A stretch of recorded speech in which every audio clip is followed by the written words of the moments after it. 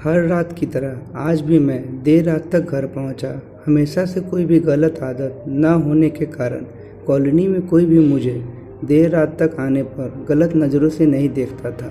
मैं हमेशा इस बात को लेकर गर्व करता कि लोग अपने बच्चे को मेरी उपलब्धियों का उदाहरण देकर अच्छा पढ़ने लिखने की सलाह देते हैं। खैर, यही सब सोचते हुए मैंने अपनी चाबी से घर का दरवाज़ा खोला।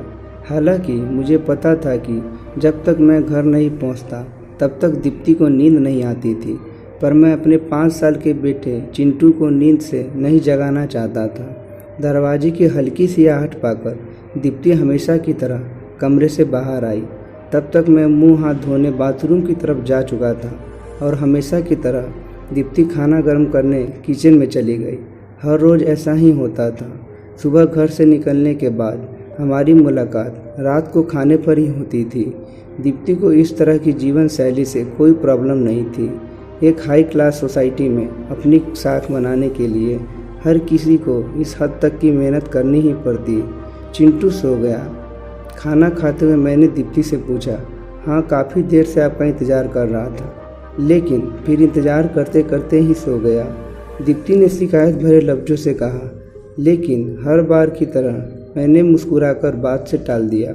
अगली सुबह रात को देर से सोने के कारण हर रोज़ मैं सुबह देर से ही उठता था, लेकिन जब तक मैं उठता तब तक चिंटू स्कूल चला जाता था। चिंटू के हमेशा शिकायत रहती कि मैं उसे कभी बाहर घुमाने नहीं ले जाता और शायद इसी बात को लेकर वो मुझसे नाराज़ भी था। हमेशा की तरह मैंने उठकर दीप्ति को आवाज़ लगाई और बाथरूम में घुस गया। थोड़ी देर में ही दीप्ति नहाने के लिए गर्म पानी ले आई।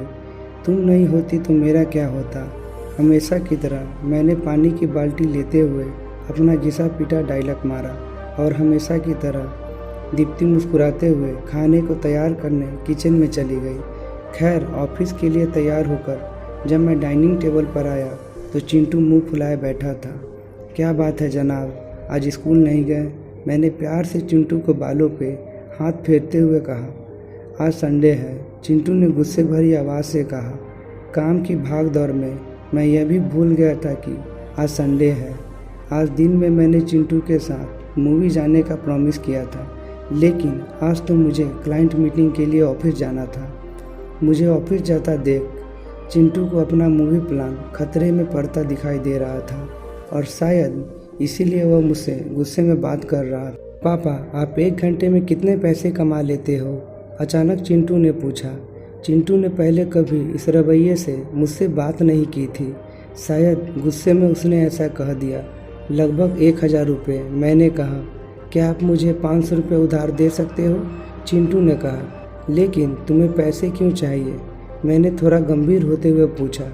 मुझे चाहिए, चिंटू ने बनावटी मुंह बनाते हुए कहा। खैर, मैंने चिंटू को 500 रुपये दे दिए। चिंटू उठा और अंदर से अपनी गुल्लक ले आया। चिंटू ने अपनी गुल्लक से 500 रुपये निकाल कर 1000 रुपये मेरे हाथ में रखते हुए कहा, क्या आप कल मुझे आपका 1 घंटा दे सकते हैं? मुझे आपके साथ बैठकर खाना खाना है। बहुत बिगाड़ रखा है तुम्हारी मम्मी ने तुम्हें।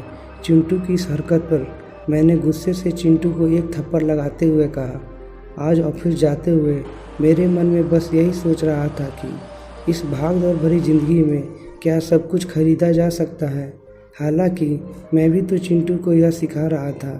कहानी का तर्क यह है कि परिवार के लिए पैसे कमाने की चाह में हम परिवार को समय देना ही भूल जाते हैं।